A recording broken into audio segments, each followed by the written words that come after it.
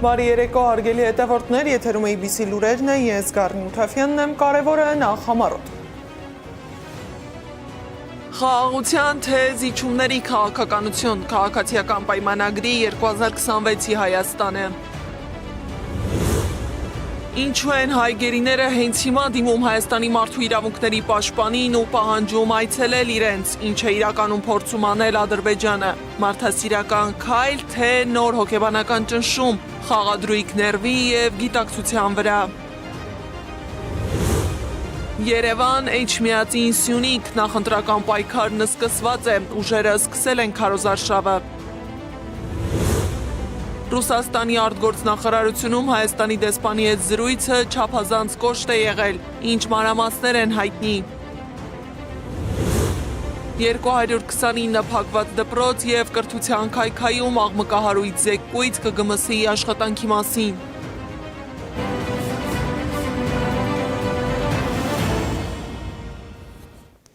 Տասնինը քաղաքական ուժ, 19 նախընտրական ծրագիր և մեկ ամիս ժամանակ քաղաքացիներին համոզելու համար։ Նախընտրական պայքարն սկսված է։ Քարոզարշավը կտևի մինչև հունիսի 5-ը։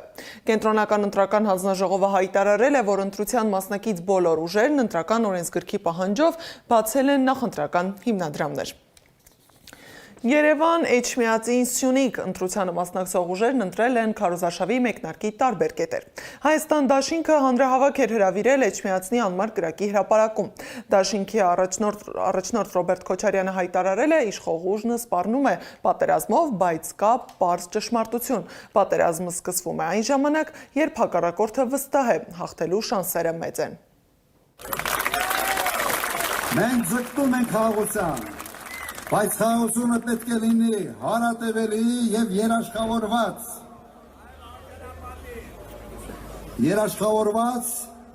և երաշխավորներ պետք է ունենանք։ Չի կարող անվանվել խաղաղություն մի իրավիճակ, երբ ամեն ինչ կախված է մեկ մարդու կմայթյունքի հետ։ Սա խաղաղություն չի, սա ստորացում է, սա նվաստացում է, և մենք թույլ չենք տալու դա։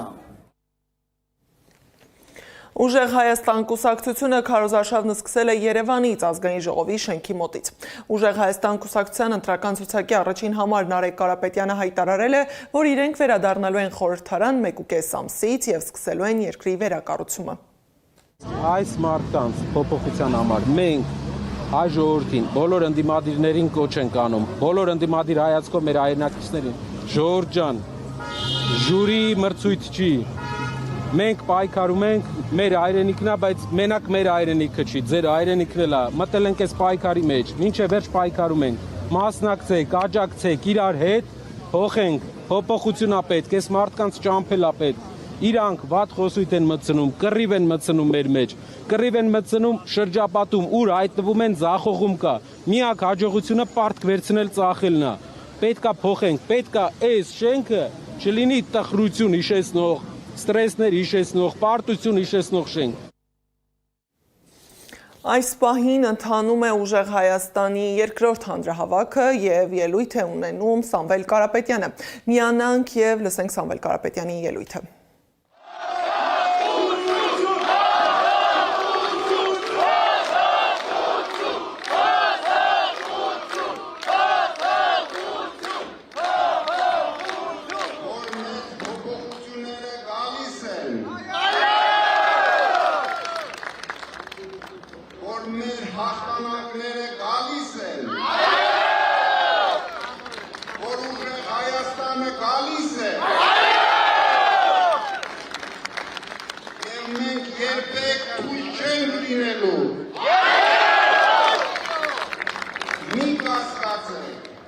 Միասին մենք բոլորս հաղթելու ենք, մեր ժողովուրդը հաղթելու է,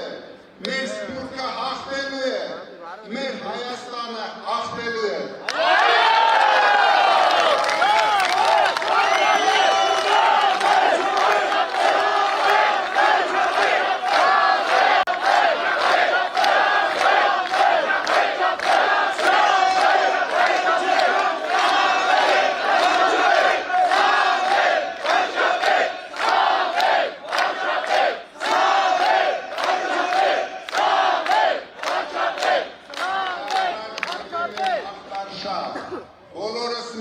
մասին մեկ մարդու նման գնում ենք ընտրության, բոլոր մեր ժողովրդին զարթնեցնում ենք, մեկ ամիս ժամանակ ունենք, որ ամբողջ աշխարհին ցույց տանք, որ հայ ժողովուրդը խեղճ չի, որ հայ ժողովուրդը պարտվող չի, միայն թե մեկ փոքրիկ խմբակ բերեց այդ պարտությունը մեր ժողովրդին։ Այո! Փոխվելու է շատ շուտով, փոփոխությունը գալիս է։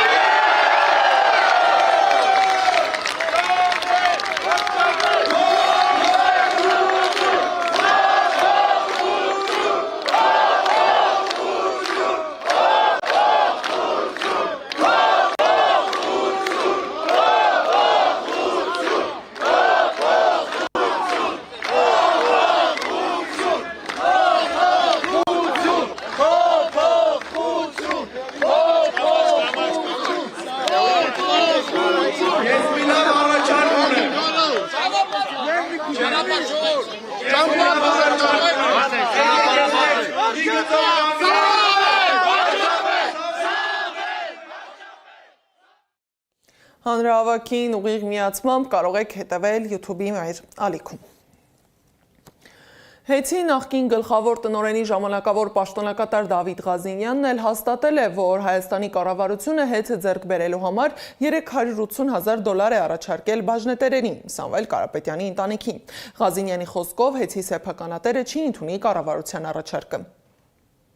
Մենք չենք ցանկանում դա հրապարակել, հաշվի առնելով շատ հանգամանքներ, բայց հաշվի առնելով թուղթը հրապարակված է, ուղղակի հերթական անգամ պետության վերաբերմունքն է մասնավորի բիզնեսի նկատմամբ։ Նարեկ Կարապետյանը շատ ճիշտ է անում, որ չի անդրադառնում այդ թեմային, ինչի համար, որովհետև ինչպես բազմիցս ես նշել եմ, Սամվել Կարապետյանը բացարձակ խնդիր չունի իր ունեցվածքը պաշտպանելու, տեսնելով երկիրը ուր է գնում եւ ինչ վիճակում է, այստեղ խոսել հեծի կամ իր կորցրած կամ բանակցությունների մասին կարծում եմ ճիշտ չի։ Իսկ Բարգավաճ Հայաստան կուսակցության նախագահ Գագիկ Ծառուկյանը որոշել է շրջել գյուղ առ գյուղ, լսել բնակիչների խնդիրները, ներկայացնել իր կուսակցության ծրագրերը։ Խաղաղությունը պետք է լինի երաշխավորած։ Չինաստանը, Ամերիկան եւ Ռուսաստանը երաշխավորում են, որ իրանք պաշտպանում են Հայաստանին, որ պատերազմ պետք է չլինի, պետք է Հայաստանը պատերազմի դուռը փակի։ Սկսի տնտեսության զարգացման, բարեկեցության, որ երկիրը բարգավաճի։ Ոչ մեկն էլ կռիվ չի ուզում։ Մենք կռվի դուռը պետք է փակենք, ամուր փակենք, որ դա մասին չմտածենք։ Հայաստանի Հանրապետական կուսակցությունն էլ պատրաստ է աջակցել ընդդիմադիր մյուս ուժերին ընտրության ժամանակ վերահսկողություն ապահովելու հարցում, հայտարարել է Տիգրան Աբրահամյանը։ Պատգամավորի խոսքով ՀՀԿ-ն իր ամբողջ պոտենցիալը ներդնելու է ապահովելու հավաքական ընդդիմության հաղթանակն ընտրական գործընթացում։ Խորհրդանական ուժերը ունեն հնարավորություն ընտրական հանձնաժողովներում ներկայացվածության մասով եւ ըստ այդմ ընտրական process-ների նկատմամբ վերահսկողություն հաստատելու մասով մենք մեր տարբեր գործընկերների հետ այս թեմայով խոսել ենք, հավաստիացրել ենք բոլորի հետ մեր կապը համագործակցությունը ապահովում ենք, որպեսզի կարողանանք ոչ միայն ողջ Հայաստանի Հանրապետության տարածքում այդ վերահսկողությունը հանձնաժողովի անդամների միջոցով ապահովել, այլ միմյանց փոխլրացնելով եւ փոխհամագործակցություն ապահովելով փորձել ընտրական process-ի այդ կարևոր փուլում կարողանալ այդ ընդհանուր վերահսկողական ֆունկցիան իրականացնել։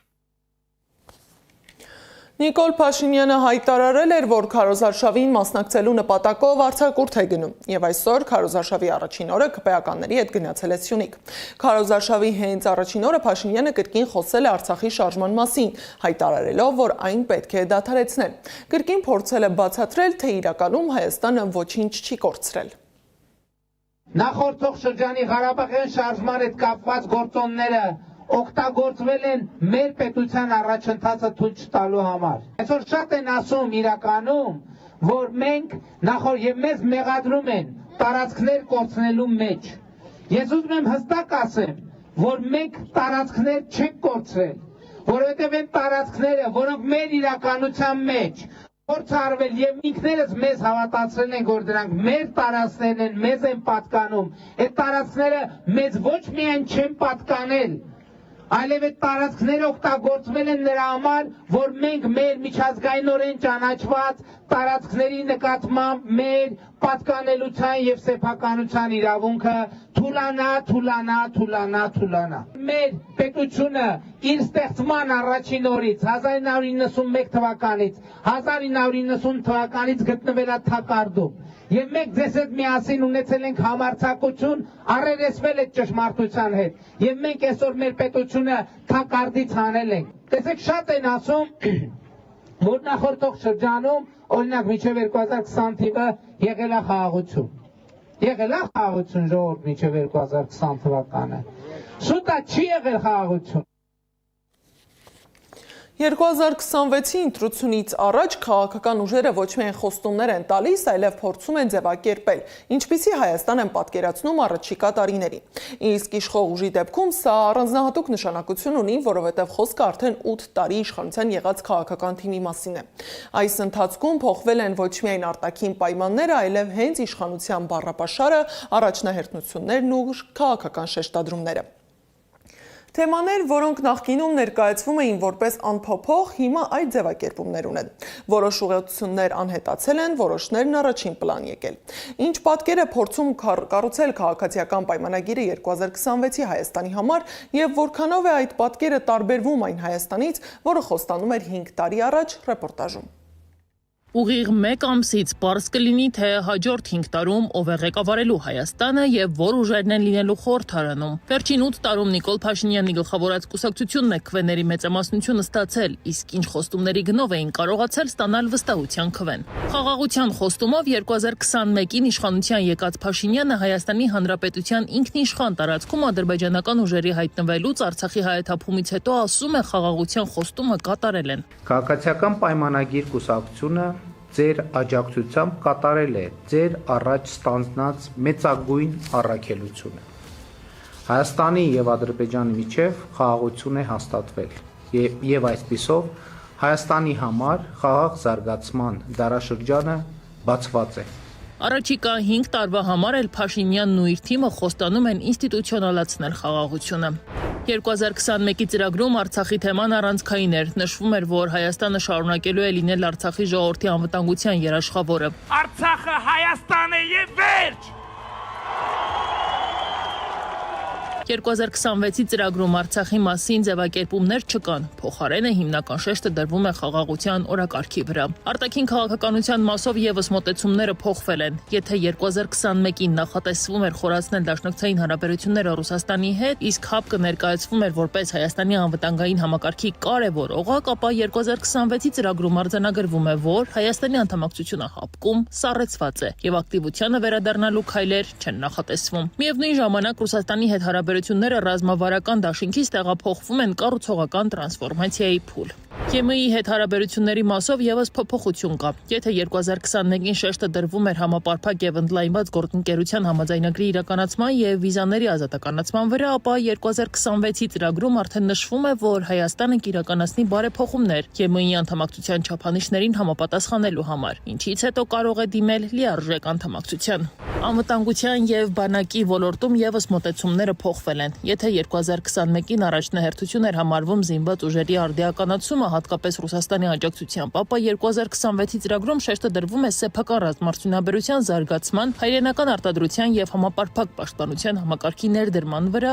առանց որևէ կոնկրետ երկրի հիշատակման։ 2026-ի ծրագրում շեշտվում է նոր սահմանադրության ընդունման անհրաժեշտությունը, նշելով, որ գործող սահմանադրության լեգիտիմությունը կասկածի տակ է դրվում նախկին հանրաքվեների արդյունքների շուրջ հարցերի պատճառով։ Իսկ 2021-ի ծրագրում սահմանադրական թեման հիմնականում ներկայացվում էր դատաիրավական բարեփոխումների համատեքստում, այդ թվում Գերագույն դատարան ստեղծելու առաջարկով։ 2021-ի ծրագրում անդրադարձ կար Սփյուռքին, խոսում էին հայրենադարձության եւ Սփյուռքի ներուժի օգտագործման մասին, ընդգծելով ի գործ եւ քայլ դեպի տուն ծրագրերը։ Ընդգծում էին նաեւ արևմտահայերենին հատուկ կարգավիճակ տալու եւ երիտասարդ ընտանիքների հայրենադարձությունը խթանելու գաղափարը, որոնք ի դեպ այդպես էլ չիրականացվեց։ Իսկ 2026-ի ծրագրում արդեն առաջարկում են նոր ձևաչափեր՝ պետականակենտրոն կազմակերպությունների համաժողով եւ համահայկական մասնագիտական ու երիտասարդական ցանցերի ստեղծում։ Եվ վերջապես եկեղեցու հարցը, որի հետ հարաբերությունները վերջին շրջանում խիստ լարված են։ 2021-ի ծրագրում եկեղեցուն վերաբերող որևէ դրույթ չկար։ Իսկ 2026-ին առանձին կետով նշվում է, թե եկեղեցին օտարվել է հավատավոր հանրությունից եւ դարձել արտաքին ուժերի հնարավոր ազդեցության թիրախ։ Ծրագրով առաջարկվում է եկեղեցու փաստացի պետի հեռացում, նոր կանոնադրության ընդունում եւ նոր կաթողիկոսի ընտրություն։ Ռուսաստանի արտաքին գործերի նախարարությունում Հայաստանի դեսպանի հետ զրույցը չափազանց կոշտ է եղել։ Russia Today-ին դիվանագիտական աղբյուրը հայտնել է, որ մայիսի 9-ի նախօրեին Երևանում կազմակերպված հակառուսական քայլերը եւ Զելենսկիի կողմից Հայաստանի մայրաքաղաքում հնչեցված terroristական հարձակումների ուղղակի սպառնալիքները բոլոր ներկաների լուր համաձայնությամբ հակասում են Հայաստանի ղեկավարության Մոսկվայում տված դաշնակցային պայմանավորվածություններին եւ բարեկամության մասին հավաստիացումներին։ Մոսկվայում Հայաստանի դեսպան Գուրգեն Արսենյանը մայիսի 7-ին կանչվել է Ռուսաստանի արտգործնախարարություն։ Դիվանագետին ասվել է, որ կտրականապես անընդունելի է հանրապետությունում Զելենսկիին հարթակ տրամադրելը Ռուսաստանի դեմ տերորիստական սպառնալիքներ հնչեցնելու համար։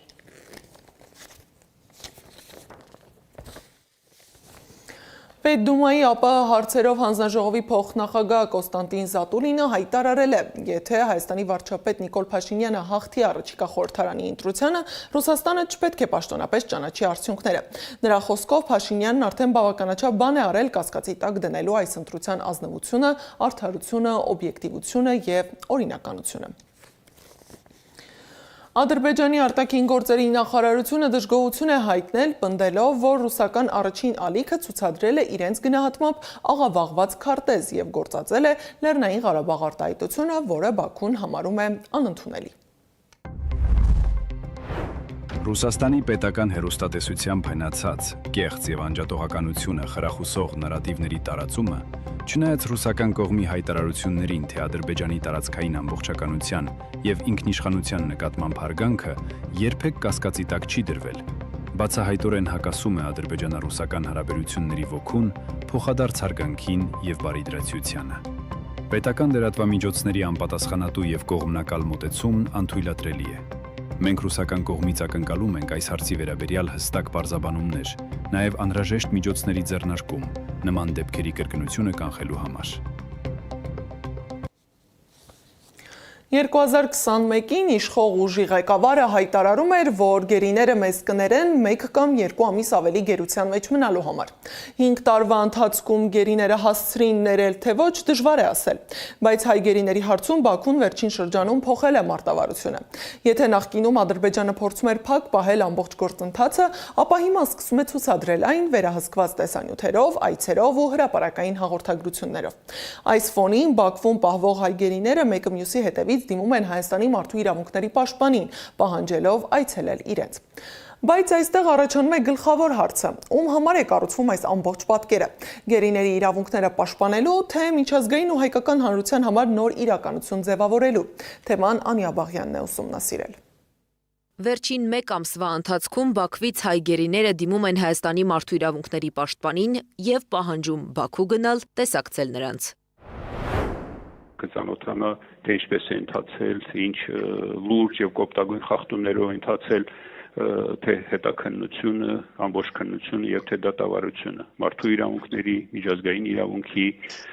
միջազգային նորմերի, այդ թվում նաեւ Ադրբեջանի Հանրապետության քրեական օրենսգրքի ընթացակարգի կոպտագույն խախտումներով։ Տարածված ձայնագրություններից ակնհայտ է դառնում, որ Ադրբեջանի մարդու իրավունքների պաշտպանն ակտիվացել ու այցելել է հայ գերիներին։ Սիրանուշ Սահակյանն ուշադրություն է հրավիրում այն փաստի վրա, որ գերիները բազմաթիվ խնդիրներ են ունեցել եւ պահանջել են պետական միջամտություն, սակայն Ադրբեջանի մարդու իրավունքների պաշտպանը միշտ անտեսել է այդ խնդիրները։ Այս կառույցի տիրույթում է օրինակ գերիներին ապօրինի դատավճիռները թարգմանությամբ նրանց եւ նրանց ընտանիքներին չտրամադրելու հարցը կարգավորելը։ Անկախ փաստաբանների հետ հանդիպումներ չեն լինում եւ այս խնդրի կարգավորումը եւս Ադրբեջանի մարդու իրավունքների պաշտպանի տիրույթում է։ Ինձ համար առնվազն կասկածելի է, թե ինչու ադրբեջանական ՄԻՊ-ը ինքնուրույն չի լուծում այն հարցերը, որը բացառապես գտնվում է այդ կառույցի մանդատի ներքո եւ այդ խնդիրների լուծմանը ներ է գրավում տվում Հայաստանի Հանրապետության մարդու իրավունքների պաշտպանին, որը ցավոք սրտի Ադրբեջանում որևէ իշխանություն, իրավասություն, լիազորություն չունի։ Հայաստանի մարդու իրավունքների պաշտպանն Ադրբեջանում ունի նույնքան իրավունք եւ հնարավորություն, որքան արտասահմանցի զբոսաշրջիկը։ Նա չի կարող մանդատի ուժով հանձն առնել մարդու իրավունքների պաշտպանությունը։ Բայց Հայաստանի մարդու իրավունքների պաշտպանը ունի Փարիզյան անկախության չափանիշներին համապատասխան որակավորում եւ կարող է ակտիվ ներգրավվածություն ունենալ միջազգային հարթակներում, բարձրացնելով Բաքվում պահվող գերիների հարցը։ Մինչդեռ նա անգամ Հայաստանի ներսում գերիների հարազատների հետ պատշաճ շփումներ չի ունենում, վկայում են գերիների հարազատները։ Այս 2.5 տարվա ընթացքում ՄԻՊ-ի հետ հանդիպել ենք մեկ անգամ մեր նախաձեռնությամբ, բարձրացրել ենք որոշ հարցեր, որին խոստացել էր պատասխաններ տալ, բայց մինչ օրս պատասխանները չկան։ Անահիտ Մանասյանն ասեց, որ կապի մեջ է Ադրբեջանի գործընկերոջ հետ եւ կփորձի մեզ օգնել որոշ հարցերում։ Թե Ադրբեջանի գործընկերոջ հետ կապի ընթացքում ինչպես է Հայաստանի մարդու իրավունքների պաշտպանը օգտակար եղել, օրինակ Դավիթ Իշխանյանի հարազատներին, շոշափելի չէ։ Գուցե պատճառն այն է, որ այդ մեկ հանդիպումն է միայն եղել, այն էլ գերիների հարազատների խնդրանքով։ Իսկ ինչ կտա Բաքվին, եթե օրերից մի օր Հայաստանի մարդու իրավունքների պաշտպանը որոշի ու այցելի Բաքվի գերիներին։ Ադրբեջանական ՄԻՊ-ը Հայաստանի ՄԻՊ-ի ներգրավվածությամբ կարողանալու է քողարկել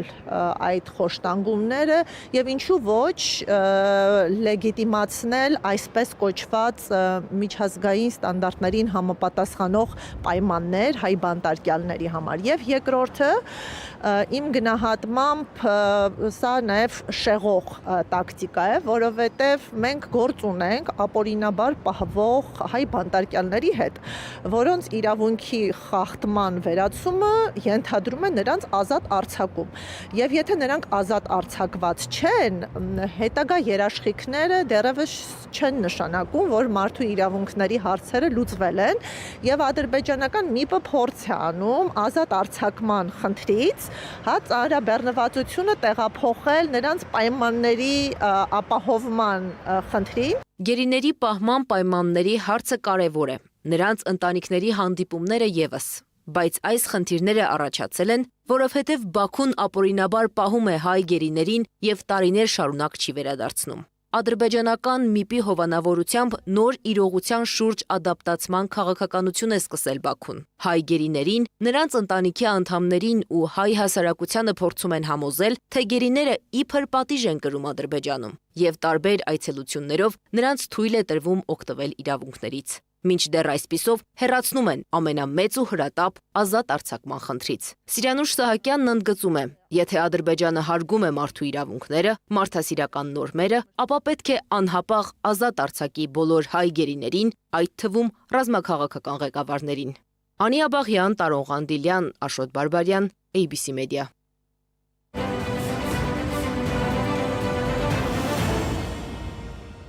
Կրթական համակարգի մասին խոսելիս սովորաբար ներկայացվում են բարեփոխումներ, նոր չափորոշիչներ ու ծրագրեր, բայց կրթության ոլորտում աշխատող մասնագետների մի մասը պնդում է, իրական պատկերը շատ ավելի մտահոգիչ է, քան պաշտոնական հաշվետվություններում է երևում։ Վերջին տարիներին դպրոցների, դասագրքերի կրթական բովանդակության ու ընդհանուր համակարգի վերաբերյալ դժգոհությունները ոչ միայն ավելացել են, այլև արդեն վերածվել են համակարգային ահազանգերի։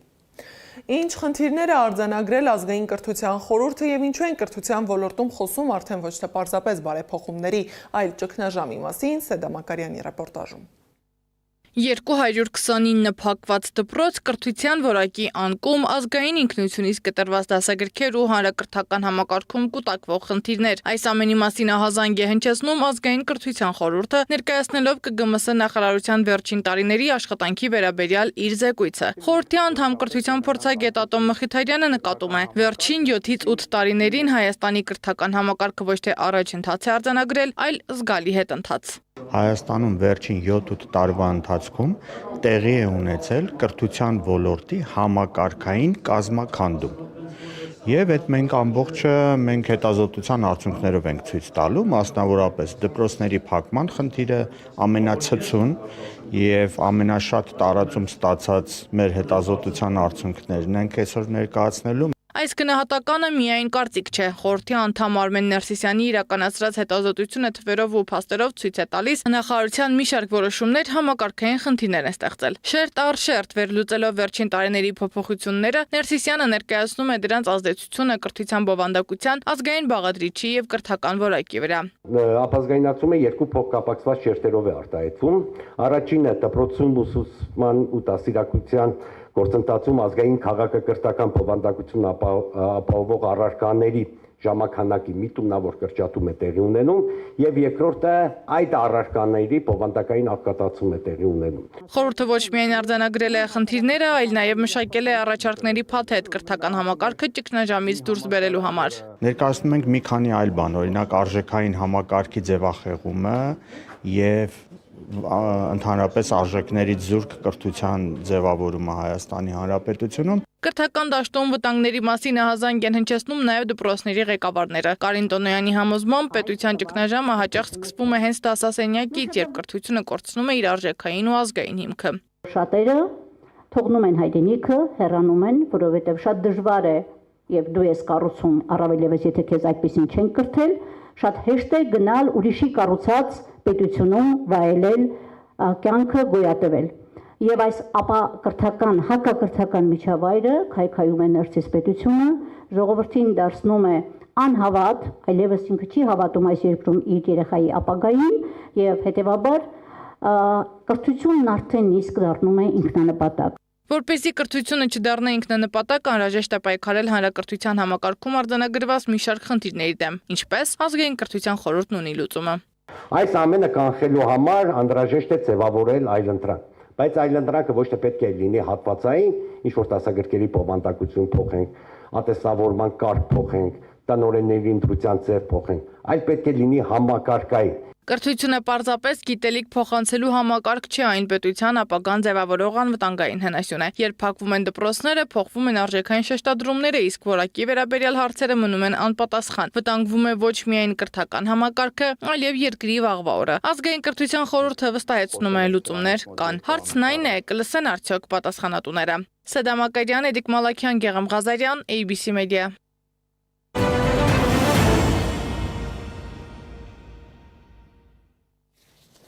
Ֆարս գործակալությունը հայտնել է, որ Հորմուզի նեղուցում Իրանի եւ ԱՄՆ-ի զինված ուժերի միջև ժամանակ առ ժամանակ բախումներ են տեղի ունենում։ ԱՄՆ կենտրոնական հրամանատարությունը հայտնել է, որ ամերիկացի ռազմածովայինները հարվածել են շրջափակումը ճեղքել ու նավահանգիստ հասել փորձող իրանական երկու ոչ բեռնված տանկերի։ Իրանի արտգործնախարար Աբբաս Արաղչին էլ հայտարարել է, որ ԱՄՆ կենտրոնական հետախուզական վարչությունը տարածում է կեղծ տեղեկություններ Իրանի հրթիռային պաշարների եւ արձակման հնարավորությունների մասին։ Նա նշել է, որ Իրանի հրթիռային պաշարները եւ արձակման հնարավորությունները փետրվարի 28-ի 75%-ի մակարդակի վրա չեն, այլ իրական ցուցանիշը 120% է։ Արտգործնախարարը նաեւ ընդգծել է, որ երբ օրակարգում է հայտնվում դիվանագիտական լուծում, ԱՄՆ-ն ընտրում է անխոհեմ ռազմական արկածախնդրություն ուղին։ Իսկ ԱՄՆ նախկին փոխնախագահ դեմոկրատ Քամալա Հարիսը հայտարարել է, որ Մերձավոր Արևելքում պատերազմի գլխավոր հաղթողը Ռուսաստանն է։ Նրա խոսքով Թրամփը նավթի վերաբերյալ խնդրի պատճառով վերացրել է Ռուսաստանի նկատմամբ պատժամիջոցները։ Նա հավելել է, որ արդյունքում Ռուսաստանը փող է վաստակում նավթ վաճառելով, որը հակառակ դեպքում չէր կարողանա անել։ Այս ժամի համար նախատեսել էինք այսքանը, շարունակեք հետևել մեզ սոցիալական բոլոր հարթակներում, մենք կհանդիպենք վաղ ժամը 12-ին, բարի գիշեր։